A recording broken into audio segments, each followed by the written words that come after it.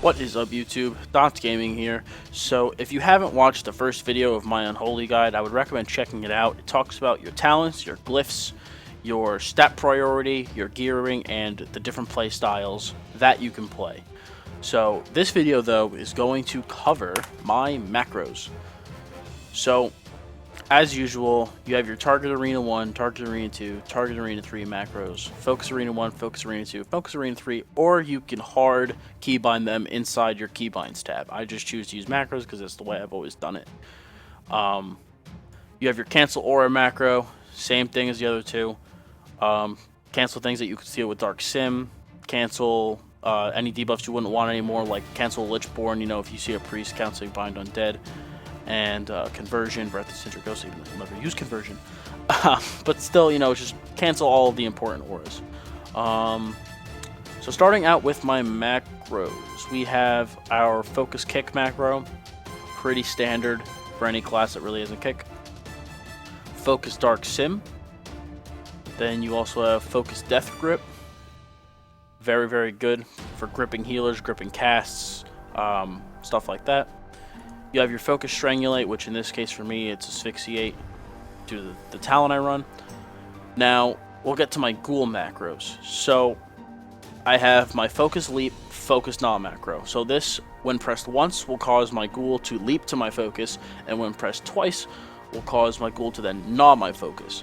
Now, the reason I have it as two, separate things is because when you have the Dark Transformation Ghoul, your leap becomes a ranged kick.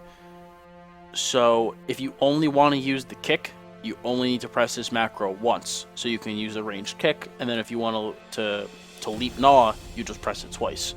And I have the tooltip shown for gnaw, so you know you can basically hit the button as many times as you want until you see it go on cooldown, and that means your ghoul actually gnawed.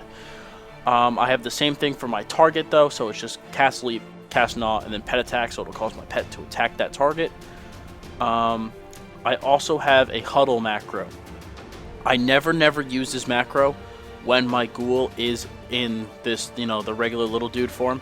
I only use it when he is the big hulking behemoth, because when he's big, it's just a free 50% damage reduction for 10 seconds. It doesn't cause him to stop doing anything. He just takes reduced damage. So basically, whenever he transforms, I'll pretty much just use this just so he's taking less damage while he's big, because he becomes a huge target to hit. And you don't want him dropping, because that's a huge DPS loss.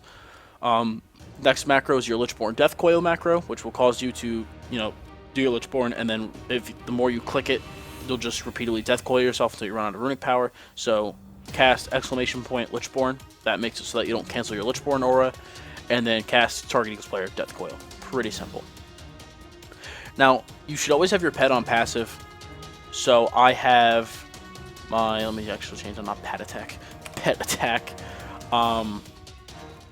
So I have my pet attack on my Death Coil, my Scourge Strike, and I also have my pet attack on my Plague Strike. So I have it on these three abilities, so like I said, my pet can be attacking whoever I'm attacking. So I also have a pet heal macro, so this will just cast Death Coil at my pet, and it will put my pet on passive. So even if he's out of range, I can click this macro and I'll put him on passive, and he'll run back to me. It's very important to have as much control over your pet as possible. So basic presence swapping macro, Blood Presence, Unholy Presence, puts it all in one button. Pretty simple. This macro is one of my favorites. So basically it puts your Dark Transformation and your Raise Dead all on one macro. On one button, excuse me. So basically, if you do have a pet out, it's going to try to cast Dark Transformation, but if you do not have a pet out, it's going to try to cast Raise Dead. So this macro, very, very useful. The last macro I have here is my big burst macro.